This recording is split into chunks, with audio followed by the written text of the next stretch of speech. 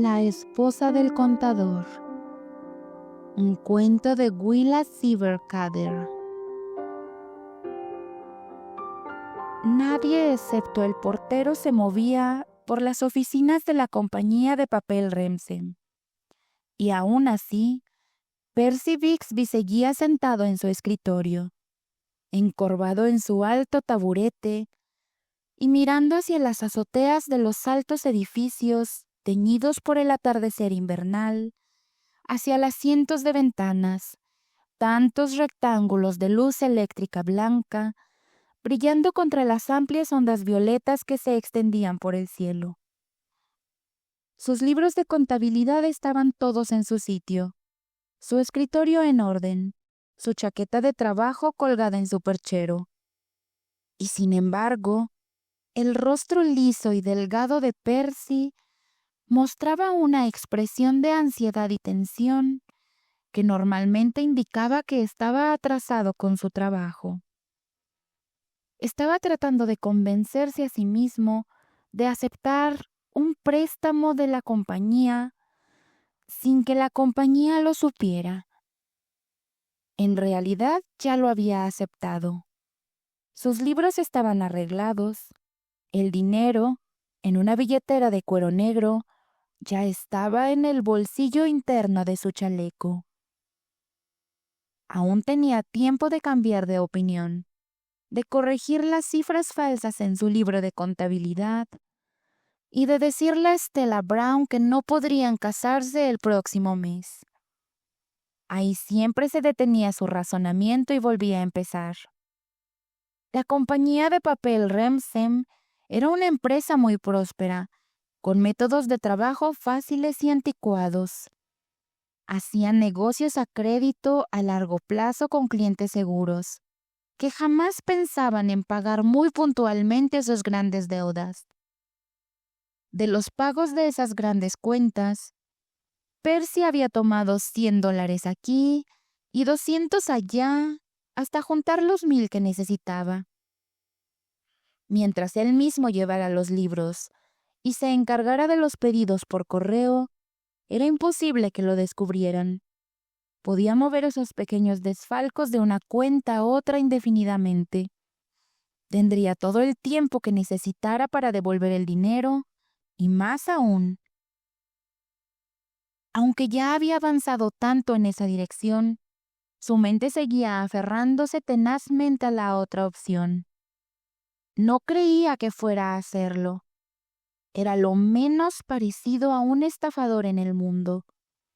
Ser escrupulosamente honesto, incluso en los asuntos más triviales, le resultaba todo un placer. Era el tipo de joven que los socialistas odian más incluso que los capitalistas. Amaba su escritorio, amaba sus libros que no tenían otra letra manuscrita que la suya. Jamás pensó en resentirse por haber gastado en esos libros los buenos años rojos entre los 21 y los 27. Le habría disgustado que cualquier otra persona hiciera aunque fuera un garabato en ellos. Le caían bien todos los chicos de la oficina. Su escritorio, alisado por las mangas de su chaqueta de alpaca, sus reglas, tintas, plumas y calendarios.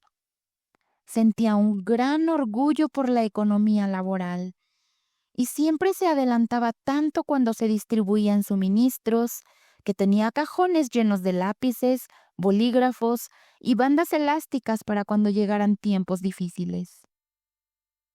A Percy le gustaba la regularidad, terminar su trabajo a tiempo, tener su mediodía libre cada sábado, ir al teatro el sábado por la noche, comprarse una corbata nueva 2 veces al mes, estrenar sombrero de paja el día correcto de mayo y estar al tanto de lo que pasaba en Nueva York. Leía los periódicos de la mañana y la tarde yendo y viniendo en el tren elevado, y prefería diarios de confiabilidad aproximada. Se entusiasmaba con los partidos de béisbol, las elecciones y las quiebras comerciales.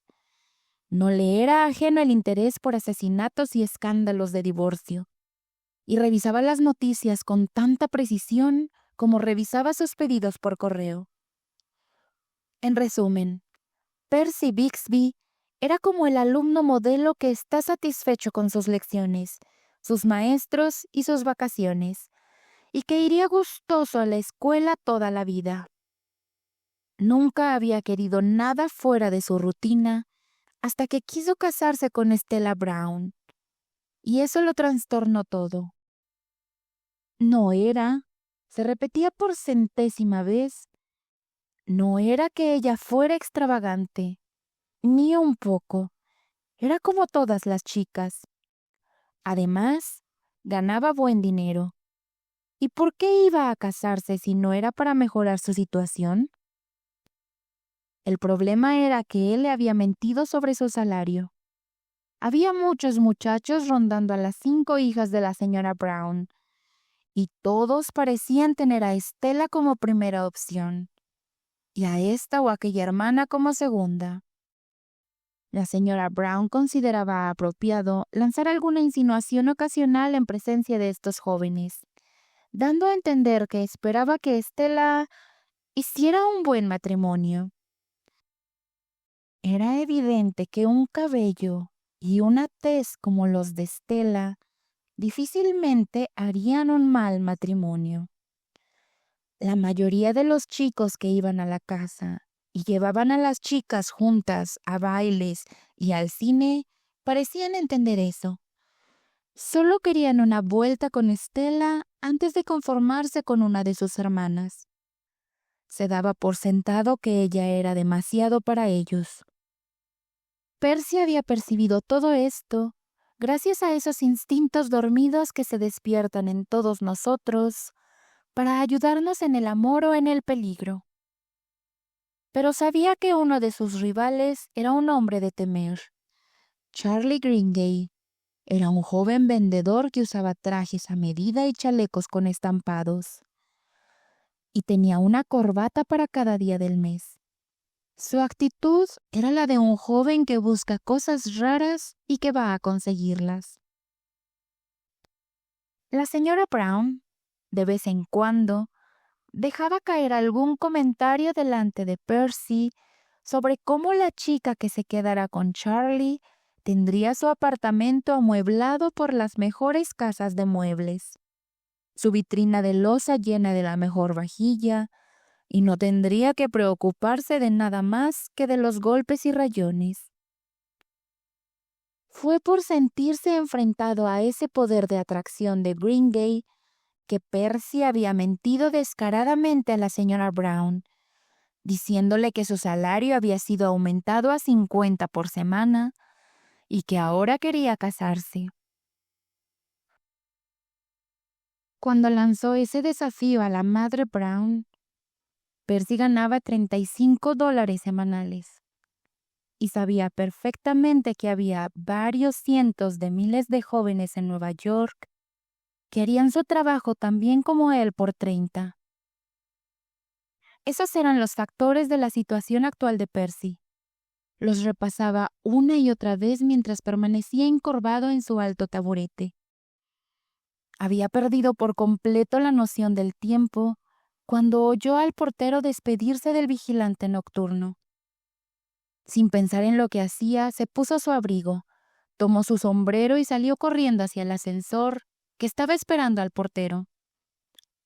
En el momento en que el ascensor descendió, se dio cuenta de que todo estaba decidido sin que él hubiera tomado realmente una decisión. Los pisos familiares pasaban, el 10, el 9, el 8, el 7. Para cuando llegó al quinto, ya no había posibilidad de retroceder. El clic de la palanca de descenso pareció sellarlo todo. El dinero estaba en su bolsillo. Ahora, se dijo mientras salía apresurado al bullicio emocionante de la calle, ya no iba a preocuparse más por ello. Cuando Percy llegó esa noche al departamento de los Brown en la calle 123, Notó un leve matiz de frialdad en el saludo de Estela. Se dijo a sí mismo que podía arreglar eso, mientras la besaba ligeramente en la oscura entrada de 3x4. Su cortejo había transcurrido en su mayor parte en el Bronx o en persecución de un tranvía en Broadway. Al entrar en la abarrotada sala de estar, saludó respetuosamente a la señora Brown y de manera juguetona a las 4 chicas. Todas estaban amontonadas en un solo sofá, leyendo la historia por entregas del periódico vespertino, y no les pareció necesario adoptar una actitud más formal ante Percy. Lo miraron por encima de las hojas rosadas y manchadas de tinta, y le lanzaron, como decía Percy, el mismo chiste de siempre. «Hola, Percy. ¿Viniste a verme? ¡Qué halago! ¿Trajiste dulces, Percy? ¿Algo divertido esta noche? Miren su nueva corbata. Oye, Percy, acuérdate de mí. Esa corbata iría preciosa con mi nueva blusa entallada». «Dejen de molestar, niñas», gritó la señora Brown, que estaba secando blusas en el radiador del comedor. «Y tú, Percy, cuida las alfombras cuando camines entre esos bombones». Percy disparó su última broma hacia las figuras recostadas y siguió a Estela al comedor, donde la mesa y 2 grandes sillones componían, según la señora Brown, el entorno adecuado para un pretendiente serio. «Mira, Estela», comenzó, paseando alrededor de la mesa con las manos en los bolsillos. «Me parece que ya deberíamos empezar a comprar nuestras cosas». Ella se animó visiblemente. «Ah», pensó Percy, así que ese era el problema. «Mañana es sábado. ¿Por qué no hacemos de eso una tarde completa?», continuó alegremente. «Compramos hasta cansarnos. Luego vamos a cenar a Hawthins y terminamos en el teatro». Mientras revisaban las listas de cosas necesarias que Stella había preparado, Percy le echó un vistazo al rostro. Ella estaba muy por encima de sus hermanas y también muy por encima de él, y él no dejaba de felicitarse por su audacia. Sentía que iba tras algo demasiado guapo, caro y distinguido para él, y que hacía falta valor para lanzarse así. Para empezar, Stella era de esas chicas que tenían que vestirse bien. Tenía el cabello de un rubio pálido como Prímula, con matices suaves, fino, que siempre quedaba liso sin importar cómo lo peinara, y unos ojos azul pálido, con cejas rubias y largas pestañas oscuras. Habría sido un poco demasiado distante y lánguida, incluso para el meticuloso Percy, si no fuera por su boca firme y práctica, con labios que conservaban su color rosado, incluso cuando el resto de su cara palidecía.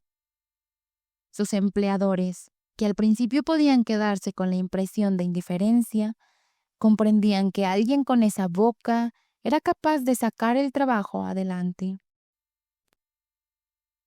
Tras revisar las listas de compras, Percy abordó el tema de la luna de miel. Stella dijo que había pensado en Atlantic City. Percy se mostró firme.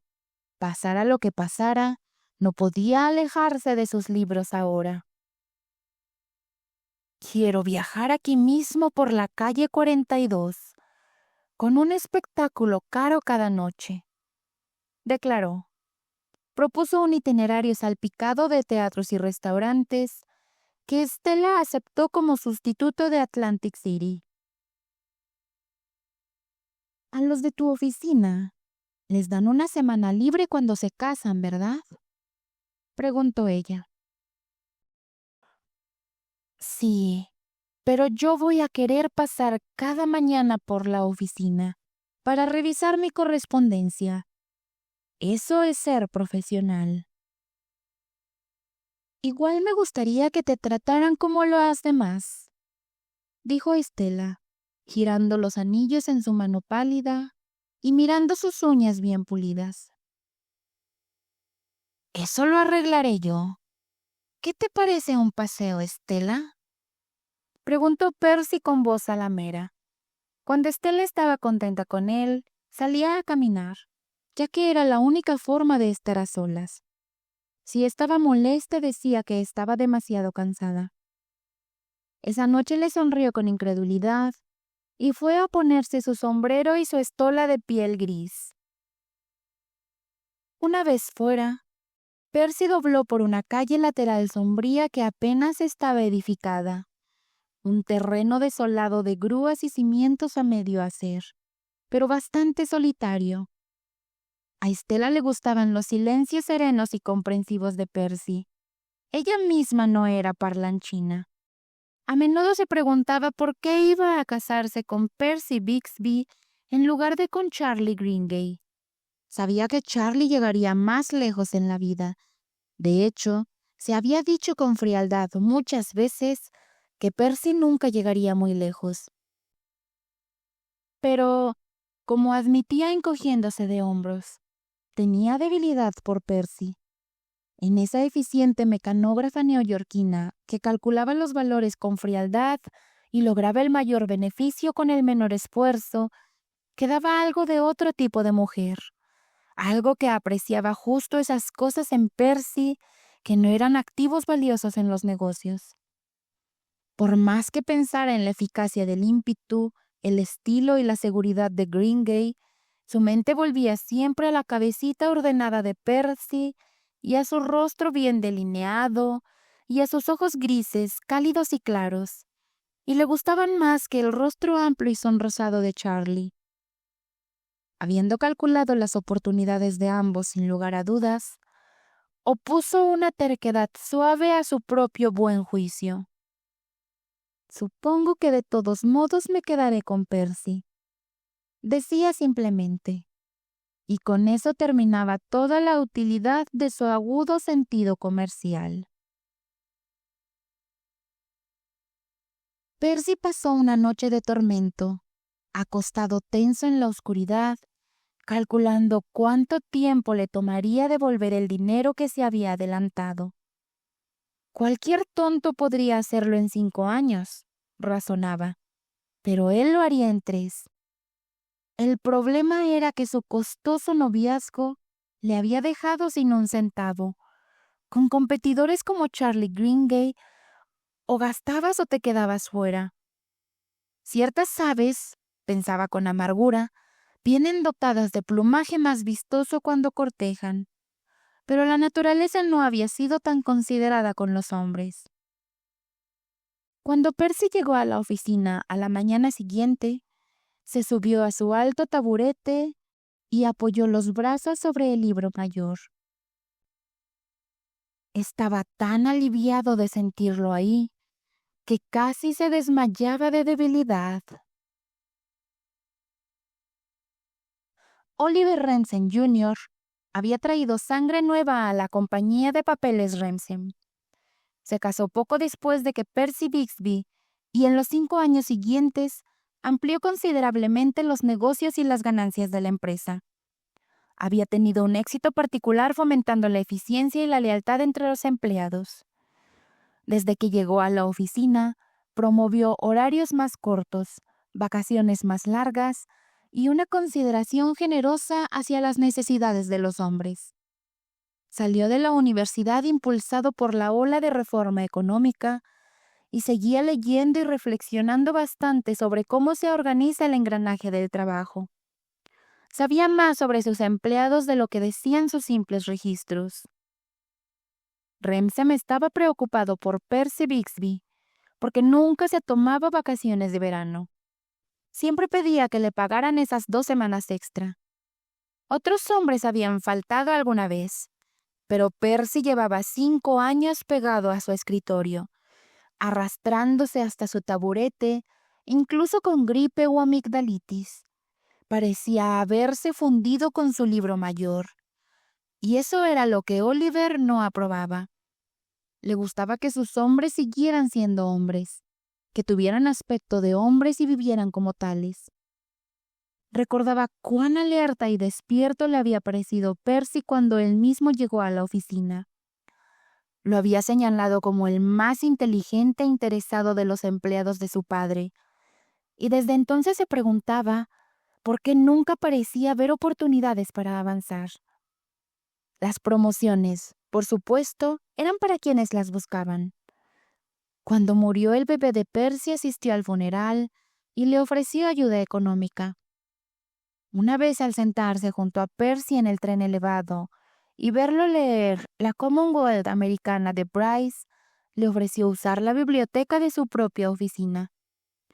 Percy le dio las gracias, pero nunca fue por ningún libro. Oliver se preguntaba si su contable no estaría evitándolo a propósito. Una noche, Oliver se encontró con los Bigsby en el vestíbulo de un teatro. Presentó a la señora Remsen y los retuvo un momento conversando. Al subir al automóvil, la señora Remsen dijo: «¿Ese hombrecito te tiene miedo, Oliver?» Parecía un conejito asustado. Oliver cerró la puerta con un chasquido y dijo con cierta irritación: «No sé qué le pasa. Es el tipo del que te hablé, el que nunca toma vacaciones. Casi creo que es culpa de su esposa. Tiene un aire implacable». «Es muy bonita en su estilo», reflexionó la señora Remsen, «pero es algo fría. Se nota que tiene ideas sobre la elegancia». Ideas algo desafortunadas para la esposa de un contable. Sospecho que Percy sentía que ella estaba demasiado arreglada y eso lo puso incómodo conmigo. Siempre he pensado que ese tipo tiene buen gusto. Después de eso, cada vez que Remsen pasaba por la sala de contabilidad y veía a Percy encorvado sobre su libro, recordaba a la señora Bigsby con sus ojos pálidos y fríos, sus largas pestañas y esa expresión a medio camino entre la indiferencia y el descontento. Se alzaba detrás de los hombros encorvados de Percy como una aparición. Una tarde de primavera, Remsen estuvo encerrado en su oficina privada con su abogado hasta tarde. Al bajar por el largo pasillo en la penumbra, miró a través del cristal hacia la sala de contabilidad y vio a Percy Bigsby acurrucado en su taburete alto, aunque ya no había luz para trabajar. De hecho, su libro mayor estaba cerrado y él tenía los brazos cruzados sobre la tapa marrón. No se movió ni un músculo cuando Remsen entró. «Ya va tarde, Bigsby, igual que yo», empezó Oliver con tono cordial mientras cruzaba al frente de la sala y miraba por la ventana hacia los edificios iluminados. «La verdad es que estuve haciendo algo que los hombres tienden totalmente a postergar. Estuve haciendo mi testamento». «Sí, señor», respondió Percy con un suspiro profundo. «Me alegra haberlo terminado», continuó Oliver. «El señor Melton traerá el documento mañana y me gustaría pedirle que fuera uno de los testigos». «Sería un honor, señor Remsen». «Gracias, Bigsby. Buenas noches». Remsen tomó su sombrero justo cuando Percy bajaba de su taburete. «Señor Remsen, me han dicho que piensa revisar los libros». «¿Cómo dice, Bigsby? No se preocupe por eso. Estoy por asociarme con un viejo amigo de la universidad, y aunque sea amigo mío, insisto en seguir todos los trámites formales. Pero es solo un trámite. Le garantizo que el auditor no va a encontrar ni un solo error en sus libros. Buenas noches. Usted también debería irse ya». Remsen había llegado a la puerta cuando oyó una voz desesperada detrás de él. «Señor Remsen». Se dio la vuelta y vio a Bigsby de pie, inseguro, al otro extremo del escritorio. Tenía la mano sobre su libro contable, los hombros caídos y la cabeza colgando como si estuviera mareado.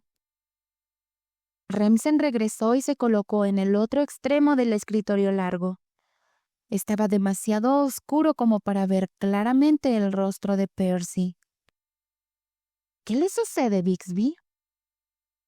Señor Remsen, hace 5 años, justo antes de casarme, falsifiqué los libros por $1000 y usé ese dinero.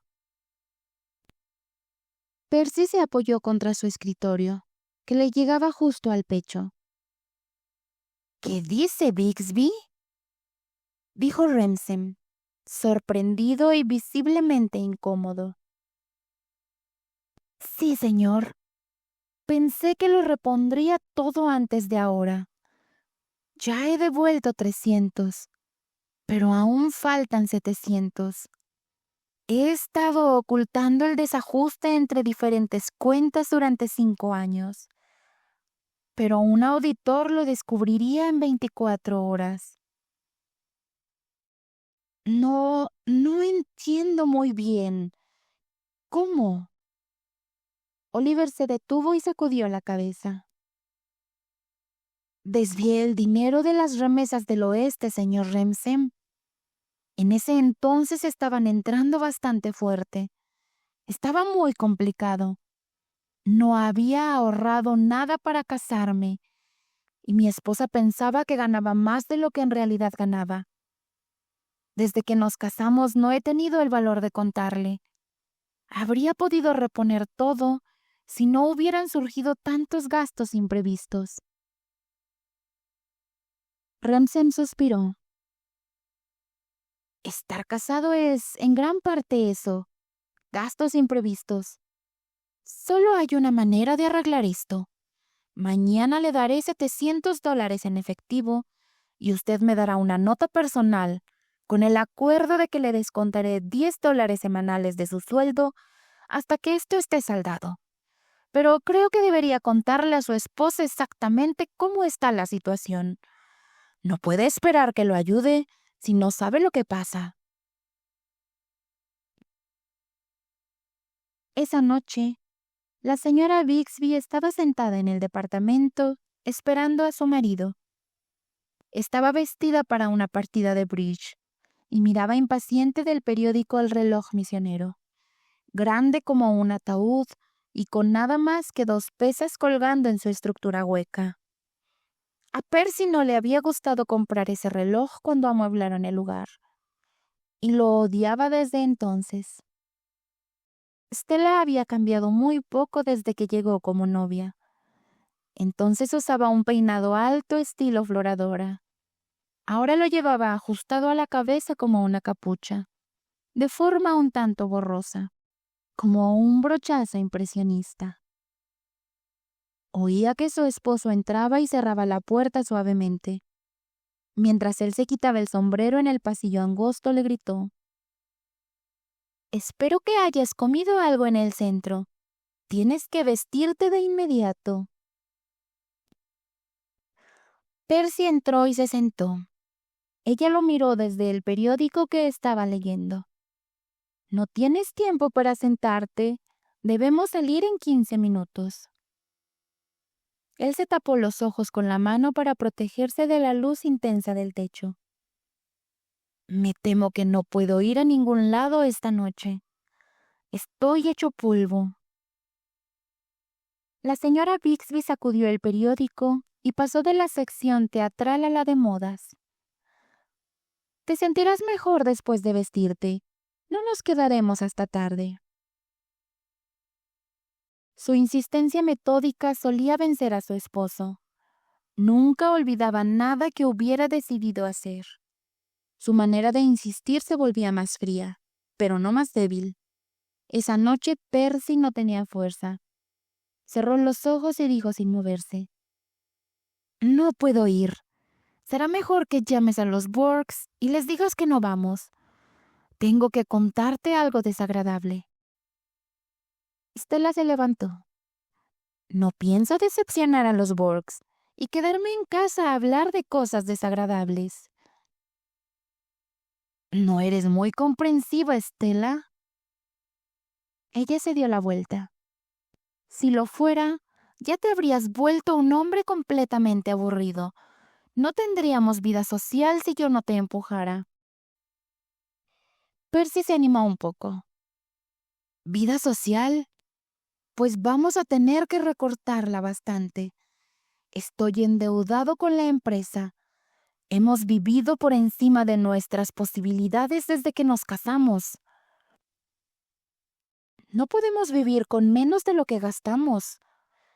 No tiene sentido volver a hablar de eso, dijo Estela con calma. Percy se irguió en el asiento, aferrándose a los brazos del sillón. Pues tendremos que hablarlo. Me faltan $700 y mañana van a auditar los libros. Se lo conté a Remsen y va a aceptar una nota mía y descontarme el dinero del sueldo. Podría mandarme a la cárcel, claro. Estela se giró y lo miró con una chispa de interés. Ah, así que has estado jugando solitario con los libros, ¿eh? Y ya te descubrieron. Espero no volver a ver ese hombre en mi vida. Carita de ángel. Dijo esto con intensa acritud. Su frente se tiñó levemente y sus ojos estaban llenos de odio. Remsen no era su idea de un hombre de negocios. Stella fue a la otra habitación. Cuando volvió llevaba su abrigo de noche, guantes largos y una bufanda negra. Comenzó a arreglársela sobre el cabello frente al espejo del falso hogar. Percy yacía sin fuerzas en el sillón Morris y la observaba. Sí, lo entendía. Era muy difícil para una mujer con ese cabello ser sencilla y prescindir de las cosas. Su cabello la hacía destacar, y había que estar a la altura de ello. Había sido el factor decisivo de su destino. Stella se prendió el encaje sobre una oreja con un gran pasador dorado. Repitió la operación hasta lograr un buen efecto. Luego, girándose hacia Percy, comenzó a ponerse los guantes. No me preocupa, porque voy a volver al trabajo, dijo con firmeza. Iba a hacerlo de todas formas si no te daban un aumento este año. Me ofrecieron un buen puesto y podemos vivir en un apart-hotel. Percy se levantó de inmediato. No voy a permitir que trabajes en una oficina. Eso está decidido. El labio inferior de Stella tembló en una sonrisa condescendiente. No voy a arruinar mi salud. Charlie Greengay es socio ahora y quiere una secretaria privada. Percy retrocedió. No puedes trabajar para Greengay. Tiene muy mala reputación. ¿Tienes más orgullo que eso, Stella? El leve rubor que él conocía tan bien cruzó el rostro de Stella. Su reputación empresarial parece estar bien, comentó mientras se acomodaba el guante izquierdo. ¿Y qué si lo está? Estalló Percy. Es un miserable de la peor calaña. Siempre tiene problemas con las chicas de su oficina. La última vez llegó a los periódicos y tuvo que pagarle una fortuna a la chica. Por lo menos no tiene problemas con sus libros. Y parece que puede soportar salir en los periódicos. A Charlie lo excuso. Su esposa es una plasta. Supongo que crees que habría estado bien si se hubiera casado contigo, dijo Percy amargamente. Sí lo creo, respondió Stella mientras abrochaba su guante con el aire de quien concluye algo. Y luego miró a Percy sin hostilidad. A Charlie y a mí Nos gustan las cosas emocionantes. Nos atrae el riesgo. Para quedarte en casa por las noches, bien podrías vivir en Newark. No debiste casarte con una mujer de negocios. Tú necesitas a alguien hogareña. Esta vida no tiene nada que ofrecerle a ninguno de los dos. Eso significa, supongo, que vas a salir con los Gringay y su gente. Sí, esa es mi gente. Y tú nunca encajaste con ellos. Eres demasiado intelectual. Siempre he estado orgullosa de ti, Percy. Tienes mejor estilo que Charlie. Pero eso cansa. Nunca vas a hacer mucho escándalo en Nueva York, ¿verdad? Percy no respondió. Se quedó mirando la aguja de los minutos en el reloj misionero destripado. Su esposa casi nunca se tomaba la molestia de discutir con él. «Eres anticuado, Percy», continuó ella. «Claro que todos se casan y luego desearían no haberlo hecho, pero hoy en día la gente supera eso. Algunas mujeres lo hacen en silencio, pero yo te lo digo de frente. Voy a trabajar con Gringay. Me gusta su tipo de negocio y tengo buena mano para tratar con la gente. Ahora me voy a casa de los Burks». Percy dejó caer las manos entre las rodillas, sin fuerza. «Supongo», dijo al fin, «supongo que el verdadero problema es que has decidido que no tengo mucha capacidad para ganar dinero. Eso es parte, y parte es que eres anticuado». Stella se detuvo en la puerta y lo miró. «¿Por qué me apuraste tanto, Percy?», preguntó con indulgencia. «¿Para qué fingiste ser derrochador y te ataste a mí?» «Supongo que todos quieren ser derrochadores cuando están enamorados», respondió Percy. Stella negó con la cabeza, melancólica. «No, o lo eres o no lo eres. Gringay ha estado en bancarrota 3 veces. Lo han despedido, ha estado arruinado, en la lista negra, pero siempre se ha recuperado y siempre lo hará. A ti nunca te despedirán, pero siempre serás pobre». Se volvió a mirarlo una vez más antes de salir. 6 meses después, Bixby se presentó ante el joven Oliver Remsen una tarde y le pidió que le descontaran $20 semanales del sueldo hasta saldar su deuda. Oliver alzó la vista hacia su empleado demacrado y le preguntó cómo podía prescindir de tanto dinero. «Mis gastos son menores», respondió Bixby. «Mi esposa entró a trabajar en una empresa de ropa lista para usar. Ya no vive conmigo». Oliver frunció el ceño, molesto, y le preguntó si no se podía hacer algo para arreglar su situación doméstica. Bixby dijo que no, que probablemente las cosas seguirían igual. «¿Pero dónde estás viviendo, Bixby? ¿Cómo lo has arreglado?», preguntó el joven con impaciencia. «Oh, está muy cómodo. Vivo en una pensión y tengo mis propios muebles. Hay varios tipos en la misma situación. Sus esposas volvieron al trabajo y se fueron alejando». Con expresión perpleja, Remsen miró los hombros disparejos bajo el saco ajustado de alpaca mientras su contable salía. Había pensado en hacer algo por Percy, pero reflexionó. Uno nunca termina haciendo nada por un tipo que ha recibido un golpe tan fuerte como ese.